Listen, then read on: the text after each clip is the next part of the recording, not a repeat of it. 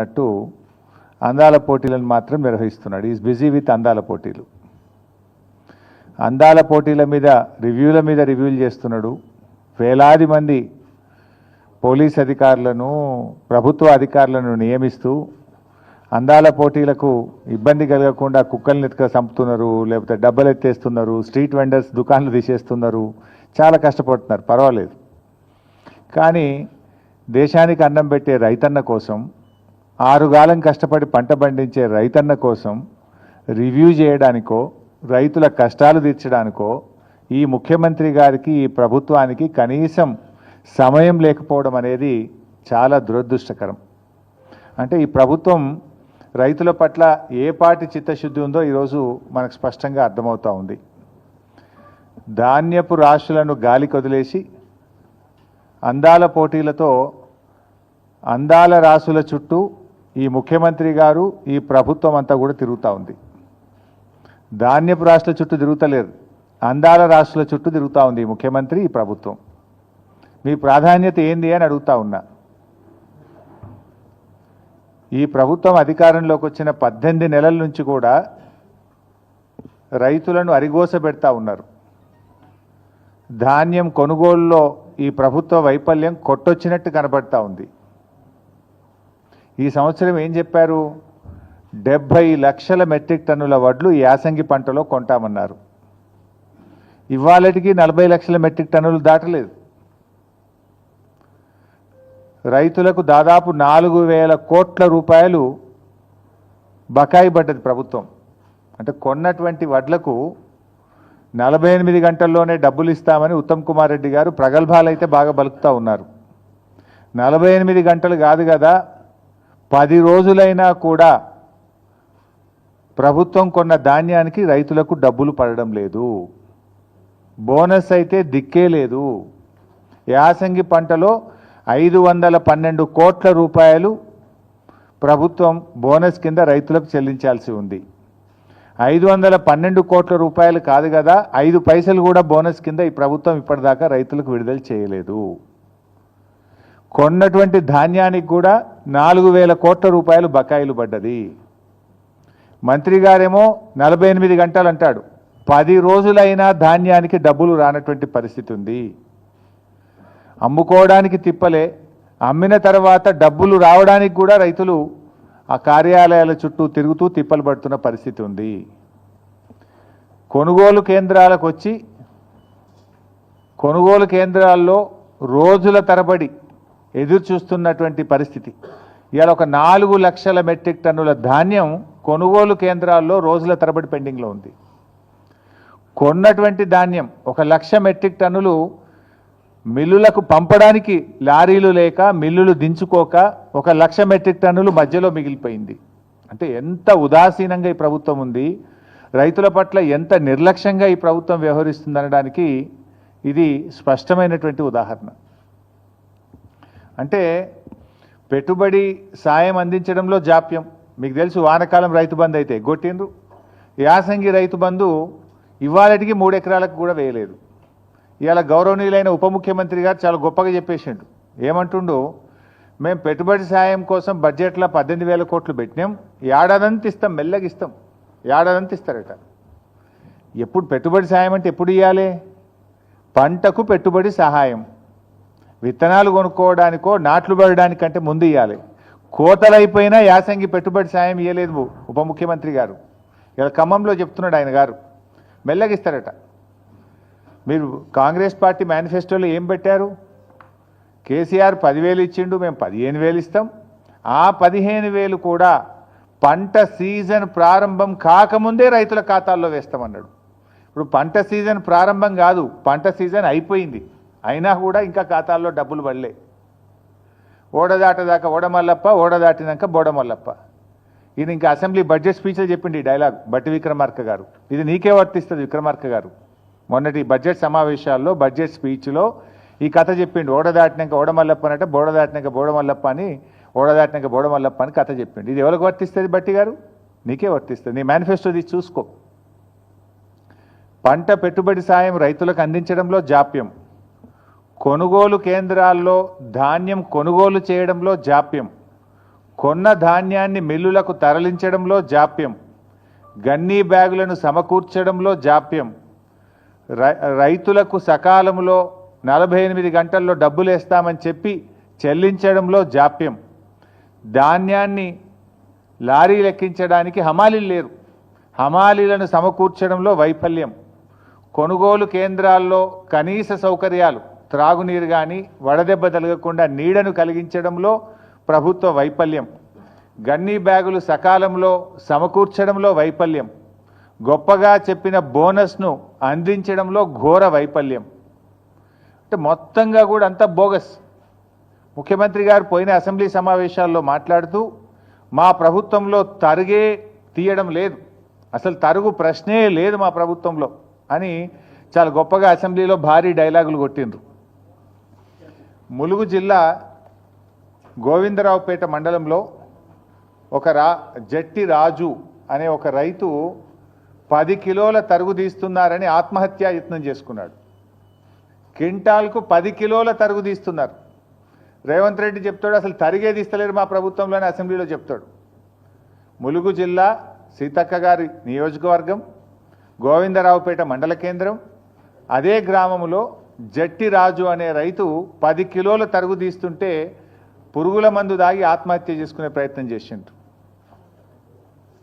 ఇవాళ రాష్ట్ర వ్యాప్తంగా కూడా మీరు చూస్తే ఇవాళ రాష్ట్ర వ్యాప్తంగా చూస్తే తరుగు పేరుతో రైతులకు అన్యాయం జరుగుతుందని చెప్పి ఇవాళ అనేక చోట్ల ధర్నాలు జరుగుతూ ఉన్నాయి.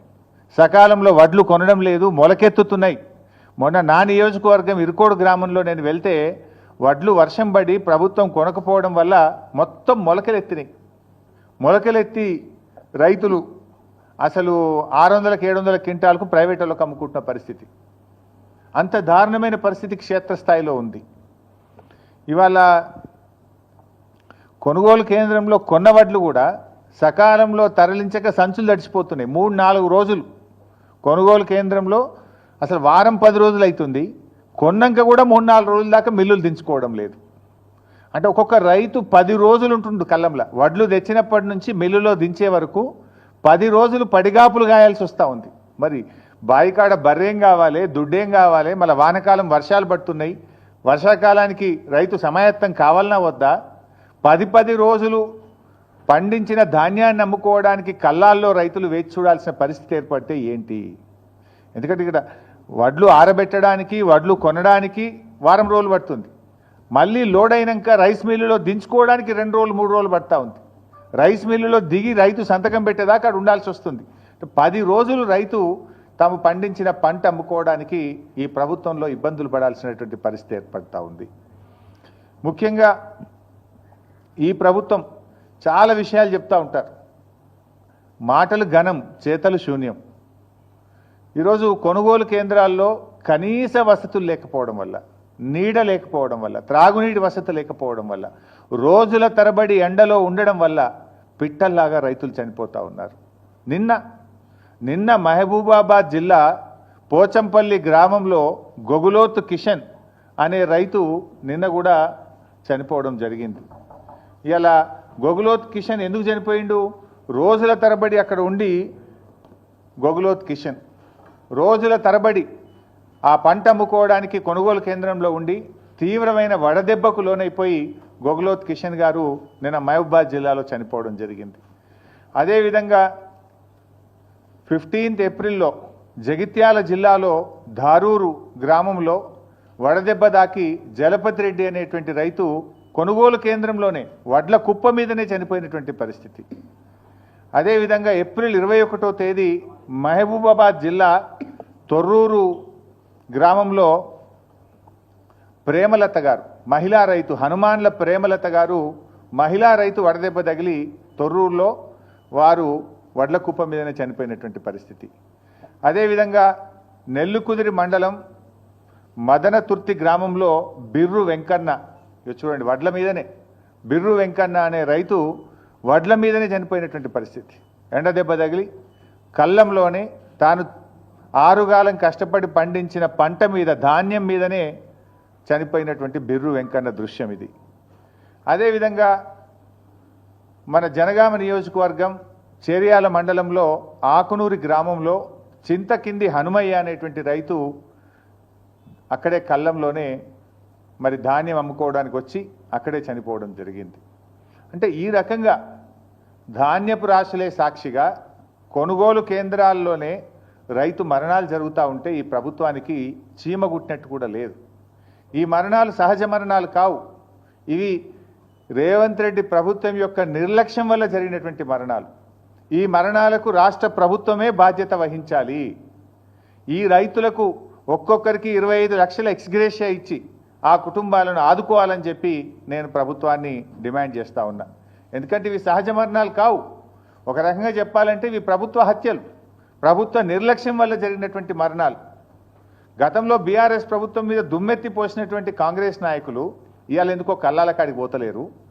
ఆనాడు బీఆర్ఎస్ ప్రభుత్వంలో అన్నీ చక్కగా జరుగుతుంటే కూడా మా మీద బురద జల్లాలని కల్లాల్లోకి వెళ్ళి నానా యాగి చేసినారు.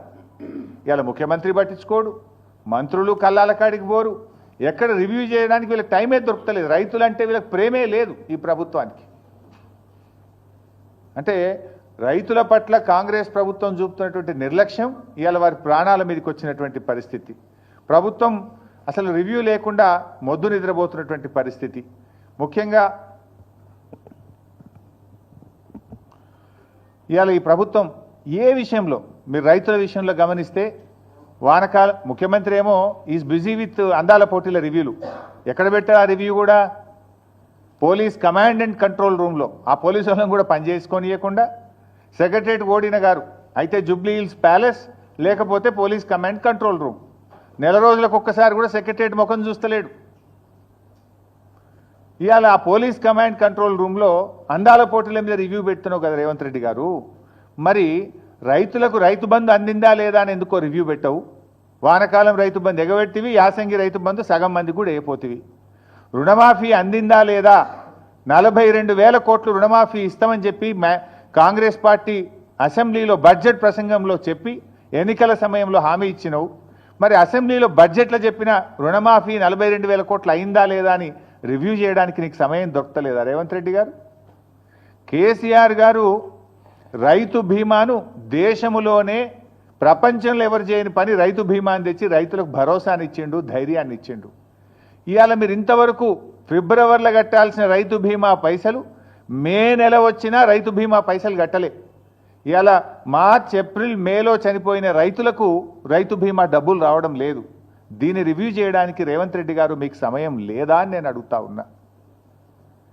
ఈ వడ్లు కొంటలేరు, వడ్ల కుప్పల మీద రైతులు పిట్టల్లాగా రాలిపోతుంటే దీని మీద రివ్యూ చేయడానికి మీకు సమయం లేదా అని నేను అడుగుతా ఉన్నా. 4,000 కోట్లు వడ్లు కొన్న రైతులకు డబ్బులు రావడం లేదు, గొప్పగా చెప్పిన 512 కోట్ల బోనస్ రావడం లేదు. ఇవి ఎందుకు పడతలేవు రైతులకు? 48 గంటల్లో కేసీఆర్ ఇచ్చినప్పుడు మీరు ఎందుకు ఇయ్యలేకపోతుండ్రో రివ్యూ చేసుకోవడానికి మీకు సమయం లేదా రేవంత్ రెడ్డి గారు? అందాల పోటీల మీద ఉన్న శ్రద్ధ రైతుల మీద మీకు ఎందుకు లేదు అని నేను సూటిగా ప్రశ్నిస్తా ఉన్నా. ఇవాళ అనేక చోట్ల నేనేమి రాజకీయంగా చెప్తున్నటువంటి విషయం అంతకంటే కాదు. ఇవాళ ఉదయం నుంచి ఇవాళ జూపల్లి గారి నియోజకవర్గం కొల్లాపూర్లో తడిసిన ధాన్యాన్ని కొనాలని రైతులు రోడ్డెక్కినారు. వాళ్ళని పట్టించుకునే నాతుడు లేదు.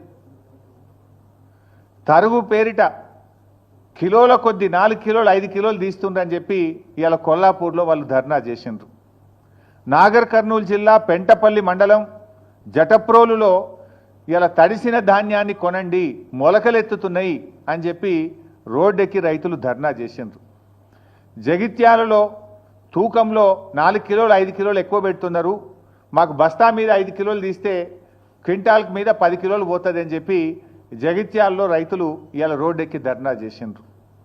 అదేవిధంగా సిరిసిల్ల జిల్లాలో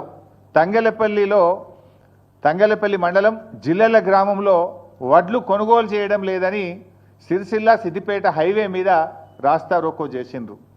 అదేవిధంగా సన్నవడ్లు కొంటలేరు, 2 నెలల నుంచి సన్నవడ్లు అమ్ముకోవడానికి కళ్ళంలో వడ్లు కోసి ఎదురు చూస్తున్నామని చెప్పి రాస్తా రోకో చేసినారు. వనపర్తి జిల్లాలో రాత్రి భారీ వర్షం పడి సంచులన్నీ తడిసిపోయినాయి, మక్కలు తడిసిపోయినాయి, కొంటలేరు అని చెప్పి మరి వనపర్తి మార్కెట్ యార్డ్ బయట రైతులు ఇవాళ ఆందోళనకు దిగినటువంటి పరిస్థితి. మా ఈశ్వరన్న గారు నియోజకవర్గం ధర్మపురిలో రాయపట్నంలో కూడా అక్కడ వడ్లు కొనడం లేదని చెప్పి ధర్నా చేసి కంప్లైంట్ ఇస్తే అక్కడ సీఈఓ ప్రభాకర్కు నోటీసులు జారీ అయినటువంటి పరిస్థితి. అదేవిధంగా ఖానాపూర్, ఆదిలాబాద్ జిల్లా ఖానాపూర్ మండలం ఏర్వచింతల గ్రామంలో 4 కిలోలు 5 కిలోలు ఎక్కువ జోకుతున్నారు, రైతులకు తరుగు పేరు మీద తాలు పేరు మీద తీస్తున్నారని చెప్పి పిఏసిఎస్ నిర్వాహకులను రూమ్లో వేసి తాళాలు వేసింది ఇవాళ. అంటే రాష్ట్రంలో ఈ జిల్లా ఆ జిల్లా కాదు, రాష్ట్రం అంతా కూడా ఈ సమస్య ఉంటే ప్రభుత్వం ఎందుకు మొద్దు నిద్రపోతా ఉంది? ఏదో అంటే చూడు, రోమ్ తగలబెడుతుంటే ఫీడేలు వాయించుకున్న నీరో చక్రవర్తి లాగా రైతులు చనిపోతుంటే, రైతులు ఆత్మహత్య చేసుకుంటే, రైతులు రోజుల తరబడి పడిగాపులు కాస్తుంటే, రైతులు ఎండకు ఎండి వానకు తడిచిపోతుంటే మన ముఖ్యమంత్రి రేవంత్ రెడ్డి గారు ఏదో జూబ్లీ హిల్స్ ప్యాలెస్ చక్రవర్తి గారు మాత్రం అందాల పోటీల రివ్యూలు, ఢిల్లీ ట్రిప్పుల్లో బిజీగా ఉన్నారు. ఇదా రైతుల పట్ల మీకు ప్రేమ? మీకు ఓట్లేసి మిమ్మల్ని అధికారంలోకి తెచ్చి మిమ్మల్ని నమ్మి నువ్వు ఒకటే నాడు 2 లక్షల పైన రుణమాఫీ చేస్తా అని, 15,000 రైతు బంధు ఇస్తా అని, అన్ని పంటలకు బోనస్ ఇస్తా అని, పంటల బీమా తెస్తా అని ఒక్కటన్నా వరంగల్ డిక్లరేషన్లోని ఒక్కటన్నా నువ్వు అమలు చేసినవా రేవంత్ రెడ్డి అని నేను అడుగుతా ఉన్నా. రాహుల్ గాంధీ ఆయనే వచ్చి ఆ డిక్లరేషన్ను వరంగల్లో విడుదల చేసిండు. ఆయన అడగడు, ఈయన అమలు చేయడు. రాహుల్ గాంధీ కూడా బాధ్యత ఉంటుంది కదా, అడగాల్సిన బాధ్యత నీ చేతిలో. రాహుల్ గాంధీ క్రెడిబిలిటీ ఏముంటుంది రేపు? రాహుల్ గాంధీ రేపు వచ్చి ఉపన్యాసం చెప్తాడు, వింటాడా? ఏమని నమ్మాలి? ఏమని చెప్తావు? వరంగల్ ఇచ్చిన హామీ ఒక్కటి అమలు చేయలే అని రాహుల్ గాంధీ ముందుకు క్షమాపణ చెప్పాలి. ఏడాదినర్థం అయింది, ఇంకెంతకాలం మోసం చేస్తారు? ఇచ్చిన హామీలు అమలు చేయమంటే రేవంత్ రెడ్డి గారు నన్ను ఢిల్లీకి పోతే చెప్పులు ఎత్తుకుపోయడం లెక్క చూస్తురు, నాకు అప్పు ఉడతలేదు అని రేవంత్ రెడ్డి గారు మాట్లాడతారు. ఇవాళ పరిస్థితి ఏంటంటే ఆఖరికి పాకిస్తాన్ను నమ్మి అప్పిస్తున్నారు తప్ప రేవంత్ రెడ్డిని నమ్మి కూడా అప్పిస్తలేడు. నిన్న కూడా ఏదో పేపర్లు చూస్తే పాకిస్తాన్కి అప్పించినట్టు కనబడ్డది. అంటే నీ పరిస్థితి అట్లా తయారైపోయింది. ఏంది అసలు నువ్వు? నీకు పాలన చేతగాక, నీ ప్రజెంటేషన్ సరిగా లేక, నువ్వు ప్రతిపక్షం మీద బురద జల్లబోయి నువ్వు తీసుకున్న గోతులే నువ్వే పడ్డావు. ఇప్పుడు ప్రభుత్వాన్ని నడపడం అంటే ప్రతిపక్షాల మీద దుమ్మెత్తి పోసినంత సులువు కాదు రేవంత్ రెడ్డి గారు. ఇప్పటికైనా పాలన మీద దృష్టి పెట్టు, రైతుల కష్టాలు తీర్చాలని చెప్పి నేను రేవంత్ రెడ్డి గారిని కోరుతా ఉన్నా. తక్షణమే ముఖ్యమంత్రి గారు రివ్యూ చేసి ధాన్యం కొనుగోళ్లను వేగవంతం చేయండి. నిన్న వర్షం పడ్డది, ఇవాళ రేపు కూడా వర్షాలు ఉన్నాయని వాతావరణ శాఖ చెప్తా ఉన్నారు. తడిసిన ధాన్యాన్ని కూడా రైతులకు ఇబ్బంది కలగకుండా అధికారులందరినీ కూడా తహసీల్దార్లను, ఆర్డీఓను, డిఎం సివిల్ సప్లైను, జాయింట్ కలెక్టర్లను క్షేత్రస్థాయిలో పంపించి మంత్రులు కూడా క్షేత్రస్థాయిలో వెళ్ళి తడిసిన ధాన్యాన్ని వెంటనే కొనుగోలు చేసి రైతులకు నష్టం జరగకుండా చూడండి. అసెంబ్లీలో ఉపన్యాసాలు ఇచ్చుడు కాదు, తరుగు తాలు పేరు మీద 5 కిలోల నుంచి 10 కిలోల వరకు రైతుల దగ్గర క్వింటాల్కు కట్ చేస్తూ ఉన్నారు కనుక దాన్ని రివ్యూ చేసి తాలు తరుగు లేకుండా కొనుగోలు జరిగే విధంగా రేవంత్ రెడ్డి గారు చర్యలు తీసుకోవాలని చెప్పి మేము డిమాండ్ చేస్తూ ఉన్నాం. ఒకవేళ ప్రభుత్వం స్పందించకపోతే బీఆర్ఎస్ పార్టీ పక్షాన పెద్ద ఎత్తున కార్యాచరణ సిద్ధం చేసుకొని బీఆర్ఎస్ పార్టీ రైతుల పక్షాన పోరాటం చేస్తుందని చెప్పి కూడా ఈ ప్రభుత్వాన్ని హెచ్చరిస్తూ ఉన్నాం. Thank you.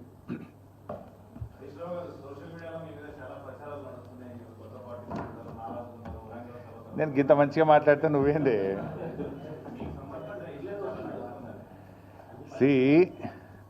సోషల్ మీడియాలో వచ్చిన వార్తల మీద ట్విట్టర్లో నేను అదే రోజు ఖండించిన. 1, 2 చివరికి మా నాయకులు దాసోజు శ్రవణ్ గారు, ఎర్రోల శ్రీనివాస్ గారికి చెప్పి పోలీస్ స్టేషన్లో కంప్లైంట్ కూడా ఇచ్చి ఆ కంప్లైంట్ను కూడా నా ట్విట్టర్లో పోస్ట్ చేసి ఇటువంటి ఫేక్ ప్రచారం నమ్మొద్దని, తక్షణమే డీజీపీ గారు వీళ్ళ మీద చర్యలు తీసుకోవాలని చెప్పి కూడా నేను రాష్ట్ర డీజీపీ గారిని కోరిన విషయం కూడా మీ అందరికి తెలిసిందే కదా.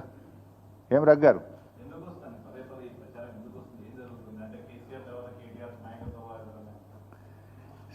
ఆ పంచాయతీ లేదు మా పార్టీలో. నేను చాలాసార్లు కూడా చెప్పాను, మీరందరూ కూడా చూసింటారు. ఒక్కసారి కాదు, కొన్ని 100ల సార్లు చెప్పి ఉంటాను. ఇవాళ కేసీఆర్ గారు మా పార్టీ అధ్యక్షుడు, ఆయన యొక్క ఆదేశాలను తూచా తప్పకుండా పాటించే ఒక క్రమశిక్షణ కలిగిన కార్యకర్త హరీష్ రావు అని చెప్పిన. ఇది బహుశా 100ల సభల్లో చెప్పినా, టీవీ డిస్కషన్స్లో చెప్పినా, ప్రెస్ మీట్లలో చెప్పినా, చిట్ చాట్లో చెప్పినా, అనేక సందర్భాల్లో కూడా చెప్పిన. సో మీరు అన్నట్టు కేటీఆర్ గారికి నాయకత్వం అప్పచెప్తే స్వాగతిస్తాను. డెఫినెట్గా ఐ కోఆపరేట్. ఒక కార్యకర్తగా హరీష్ రావు పార్టీ నిర్ణయాన్ని, కేసీఆర్ నిర్ణయాన్ని ఎప్పుడైనా శిరసా వహిస్తాడు తప్ప గీత దాటే వ్యక్తి కాదు. ఇది నా 25 ఏళ్ల రాజకీయ ప్రస్థానం చూపిస్తుంది. 25 ఏళ్ళ నుంచి నేను బీఆర్ఎస్ పార్టీలో ఉన్నాను. పార్టీ జెండా పుట్టుక నుంచి ఈ రోజు వరకు కేసీఆర్ గారి అడుగుజాడల్లో వారి సూచనలకు అనుగుణంగా పనిచేసేటువంటి ఒక కార్యకర్తగా హరీష్ రావు పనిచేసిండు, రేపు కూడా చేస్తాడు. Thank you.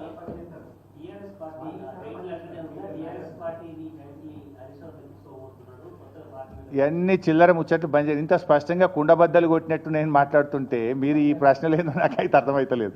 ఇంత కుండబద్దలు కొట్టినట్టు 100 సార్లు చెప్పినా మళ్ళీ ఈరోజు కూడా చెప్పినా కదా. My leader is KCR. What ever KCR says Harish Rao will follow it. That's all.